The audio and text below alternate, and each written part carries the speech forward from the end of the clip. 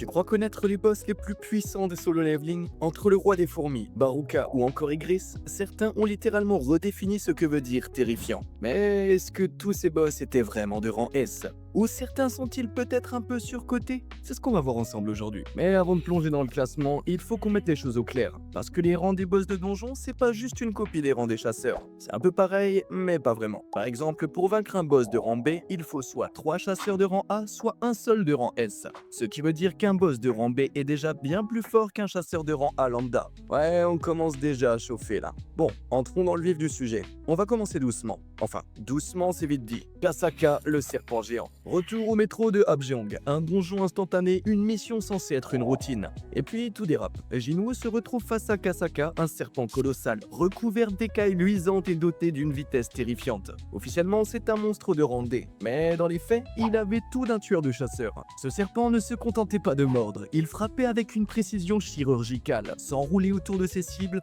et son venin pouvait te liquéfier l'intérieur en quelques secondes. Jinwoo à l'époque, c'était pas encore le monstre qu'il allait devenir, il était à peine plus fort qu'un rang C. Et pourtant, il a tenu. Et avec une bonne dose de « je ne vais pas crever ici », il a réussi à le battre. Ce moment-là, c'est l'instant précis où on s'est dit « ok, ce gars n'est plus un simple chasseur ». Kasaka était peut-être un monstre de rang D sur le papier, mais en réalité, il valait bien plus que ça. Au suivant, le golem de pierre. Toujours dans le coin du métro, cette fois c'est un énorme golem tout droit sorti d'un cauchemar à la Minecraft, parcouru de veines bleues lumineuses. Il encaissait tout, mais Jinwoo lui a balancé son épée comme un javelot en pleine tronche. Résultat, impact, dégâts critiques. Le golem titube, ouverture, fin du combat. Et c'était pas au niveau de Kasaka, mais ça restait un vrai boss de rang D, capable de raser une escouade si Jinwoo n'avait pas été là. Bref, les rangs D dans Solo Leveling, c'est pas de la rigolade. Passons maintenant au monstre de rang C. Là, on change clairement de catégorie et les choses deviennent sérieuses. Buriura, l'araignée géante. Bienvenue dans le fameux donjon des insectes. Jinwoo s'y rend avec Jin-Ho, pensant faire une petite sortie tranquille jusqu'à ce qu'il tombe sur l'équipe de Dong-Suk. Et là, surprise, ces gars décident de les piéger en les enfermant dans la salle du boss. Ouais, sympa l'esprit d'équipe. Mais le pire restait à venir, parce que dans cette pièce, les attendait Buriura, une araignée géante. On parle d'un monstre à 8 pattes aussi large qu'un camion, capable de cracher de l'acide sur commande, de tank des attaques comme si c'était des coups de vent. Chaque coup porté par Jinwoo semblait rebondir sur sa carapace. Et lui, il encaissait, il esquivait, mais il était clairement en galère. Jinwoo avait beau avoir progressé, il n'était pas encore le démon de puissance qu'on connaîtra plus tard. Buriura le dominait physiquement. Il n'avait qu'une seule carte à jouer, sortir le croc venimeux de Kasaka. Et là, en visant les yeux, encore et encore, il arriva à inverser la tendance. Le poison fit effet, Buriura ralentit et Jinwoo passa à l'offensive. Une victoire arrachée au bord du gouffre, mais sans l'arme de Kasaka, il finissait au menu. Cerbère, le chien à 3 têtes. Et maintenant, direction le château démoniaque. Là-bas, Jinwoo tombe sur un autre boss de rang C, mais d'un tout autre style. Cerbère, le chien infernal à 3 têtes, premier gardien du château. Et crois-moi, ce chien-là, il joue pas à la baballe. Chacune de ses têtes pouvait attaquer indépendamment. Mordant, grognant, esquivant, il était rapide, incroyablement solide et totalement immunisé au venin de Kasaka. Donc ouais, Jinwoo a tenté la méthode classique et il s'est fait écraser. Pour ne rien arranger, Cerbère possédait une compétence appelée Rage. Une montée de puissance qui doublait sa force pendant 3 minutes. Une éternité quand t'es en train de te faire tabasser par un molosse de 2 tonnes à 3 têtes. Et pourtant, une fois de plus, Jinwoo a tenu. Même au bord de la rupture, il a trouvé une ouverture, un œil mal protégé et il l'a transpercé. C'est devenu sa marque de fabrique. Une victoire de justesse à nouveau. Et c'est ce genre de combat qui montre que les boss de rang C dans Solo Leveling sont déjà des monstres à part entière. Mais voici alors les monstres de rang B, ont franchi un cap et ici ça commence à taper fort. Voyons avec Igris le chevalier rouge sang. Ouais, t'as bien entendu, Igris est officiellement un monstre de rang B.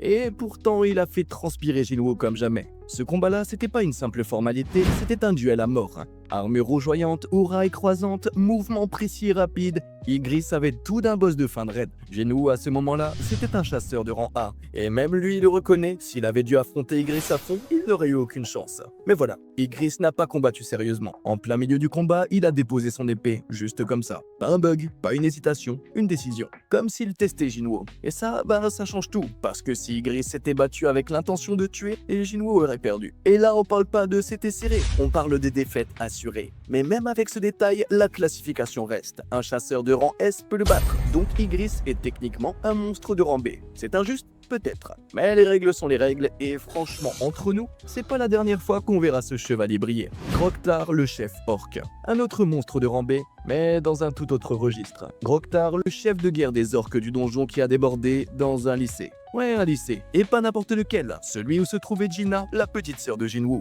Là, oublie stratégie. Jinwoo débarque comme une tempête. Il pulvérise les orques un par un, méthodiquement sans ralentir. Et Groktar, il a eu le droit à un traitement spécial. Jinwoo l'a gardé pour la fin. Pas pour le style, mais parce que Groktar avait osé s'approcher de sa sœur. Le combat n'a pas été long. Jinwoo était en colère et Groktar, même avec sa masse, ses muscles et son cri de guerre, n'a rien pu faire. Il a fini au sol comme tous les autres. Mais attention, c'est pas parce qu'il s'est fait écraser qu'il était faible. C'était un vrai monstre de rang B, puissant, brutal, capable de ravager une équipe de chasseurs classiques. Mais face à un Jinwoo furieux, c'était perdu d'avance.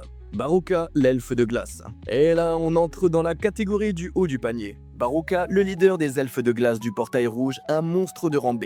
Certes, mais probablement le plus redoutable de sa catégorie. Jinwoo et Gris se sont jetés sur lui à deux, et devine quoi? Même ensemble, ils n'ont pas réussi à le vaincre. Il a fallu faire appel à Kim Chul, ou plutôt à son ombre, Iron. C'est seulement à 3 contre 1 qu'ils ont réussi à l'abattre. Baruka était rapide, intelligent, résistant, un vrai stratège. Il gérait le terrain, exploitait chaque faiblesse et tenait tête à des adversaires censés être au-dessus de lui. Et pourtant, malgré tout cela, il reste un monstre de rang B. Pourquoi, tu me diras? Parce qu'il a été vaincu par 3 combattants du niveau d'un rang A. Et à ce moment-là, Jinwoo n'était pas encore rang S. Même Yuno, un rang S classé parmi les plus faibles, était plus fort que lui. Alors oui, Baruka est mort, mais pas assez pour monter dans la classe supérieure. Allez, place au rang A, là tu pleures si t'es pas bien préparé. Commençons avec Naga. Premier vrai test pour la guilde Ajin, un portail s'ouvre, la tension monte, et ce qu'il trouve de l'autre côté, Naga. Une créature monstrueuse, reptilienne aussi massive qu'un camion blindé, avec des écailles capables de bloquer les attaques les plus puissantes. En temps normal, ce monstre de rang A aurait exigé une opération bien ficelée, des soigneurs en soutien, des tanks en première ligne et des DPS bien nerveux. Bref, un raid complet. Mais Jinwoo, lui, n'en avait rien à faire. Il est entré, a levé la main, et Naga s'est écroulé. One shot.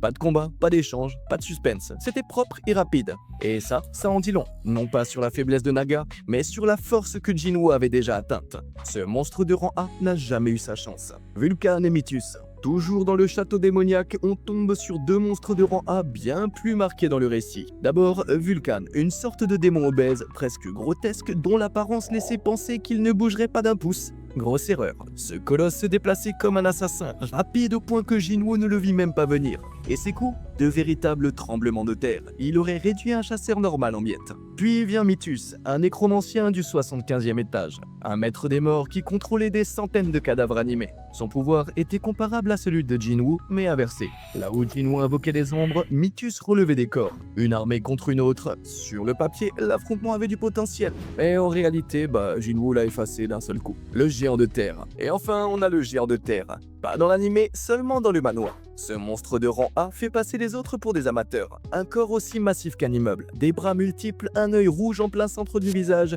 et une présence qui écrasait tout. Jinwoo ne l'affronte pas vraiment, mais il le jauge. Et ce qu'il dit est clair, c'est le monstre de rang A le plus puissant qu'il ait vu jusque-là. Plus fort que Vulcan, plus dangereux que Mythus, un vrai boss au sens propre. S'il avait eu le temps de frapper, le combat aurait été tout sauf une promenade de santé. Bon, rang A+, les boss qui font hésiter même les chasseurs de rang S. Kargalgan, le chaman orc. On passe à un autre niveau. Kargalgan, qui deviendra plus tard Tusk, c'est pas juste un monstre de rang A+, c'est une menace à part entière. Chef suprême d'une horde de hauts orques, capable de lancer des sorts dévastateurs, d'enflammer le champ de bataille et même de changer de taille comme bon lui semble. Une vraie machine de guerre, à tel point que même les chasseurs de rang S auraient hésité à l'affronter en frontal. Et eux, on parle pas de rigolo. Mais Jinwoo, lui, il a pas hésité une seule seconde. On ne peut pas dire que le combat était serré. Jinwoo s'amusait plus qu'autre chose.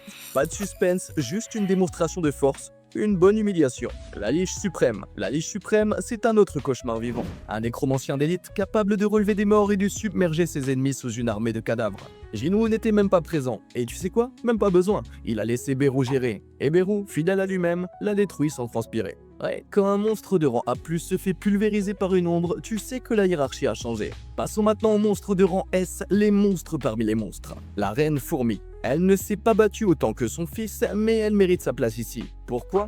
Parce que c'est elle qui l'a mis au monde. Capable de pondre des soldats par centaines, elle représentait une menace stratégique colossale. Jinwoo ne l'a même pas affrontée, c'est Chae-in qui s'en est chargé. Et ce simple fait montre à quel point la hiérarchie des puissances était déjà bien en place. Baran, dernier boss du château démoniaque, et même si ce n'était qu'une copie de l'original, ce monstre de rang S était déjà terrifiant. La réplique de Baran, le roi des démons, n'avait rien d'infigurant. Il était rapide, cruel et possédait une puissance magique terrifiante et une horde de démons. Il pouvait même créer des tempêtes de foudre. Genou a dû y aller à fond, et même là, il n'a réussi à le vaincre qu'avec l'aide de ses ombres et une diversion des îles. Un vrai combat de fin de donjon, respect. Le roi fourmi. S'il y a un monstre de rang S qui a marqué l'histoire de Solo Leveling, c'est bien lui, le roi fourmi. Ce n'est pas juste une bête puissante, c'est un carnage ambulant. Pendant la 4e expédition sur l'île de Jeju, il a abattu 8 chasseurs de rang S. Ouais, 8.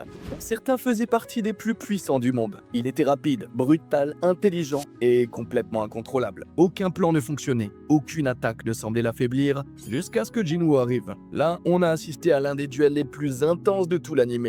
Coup pour coup, force contre force, mais Jinwoo a fini par le surpasser, à l'écraser. Puis, dans un twist magistral, le recruter dans son armée d'ombre sous le nom de Beru, l'un des rares à avoir fait peur à Jinwoo lui-même une fois devenu son serviteur. Ce monstre de rang S, ouais, ça reste une légende. Statue de dieu et Kandiaru. La statue, tu la connais. Ce sourire sadique, ses yeux qui tirent des lasers plus rapides que le son. Jinwoo, même au-delà du niveau 100, n'aurait même pas pu encaisser un tir. Mais la vérité, c'est que derrière cette horreur se cachait Kandiaru, le véritable maître du double donjon. Un architecte fou, créateur du système et fidèle serviteur des monarques. Il a créé toute cette machinerie pour éduquer un humain assez fort pour accueillir Ashborn, le monarque des ombres. Et quand Jinwoo a refusé ce destin, Kandiaru est devenu fou. Combat intense, haine viscérale, et pourtant, Jinwoo a fini par l'abattre grâce au cœur noir. Kandiaru, un vrai monstre de rang S intelligent, sadique et redoutable. Les géants. Créé par Legia, le roi des géants qui est aussi le monarque du commencement, ce colosse n'était pas un simple monstre de rang S, il faisait passer des buildings pour des jouets. Il a éliminé un chasseur de rang S et écrasé 2 ombres de Jinwoo comme si ce n'était rien. Même pour un boss temporaire, c'était déjà du très lourd. Kamish. Et là, on termine avec le plus destructeur de tous, Kamish. Un dragon gigantesque, serviteur direct d'Antares, le roi des dragons. Premier monstre de rang S apparu sur Terre, il a rasé la côte ouest des États-Unis. Résultat, 99 chasseurs de rang S éliminés, des millions de civils tués, et 5 chasseurs de rang nation qui ont dû unir leurs forces pour l'abattre. C'est simple, même mort il fait peur. Un monstre parmi les monstres, la définition même d'un cataclysme ambulant. Alors, c'est lequel ton boss préféré? T'es plutôt Team Igris ou Team Roi des Fourmis? Dis-le moi en commentaire, et abonne-toi si tu veux d'autres classements aussi fous que celui-là. Et si t'as kiffé, regarde cette vidéo juste ici, tu vas pas le regretter.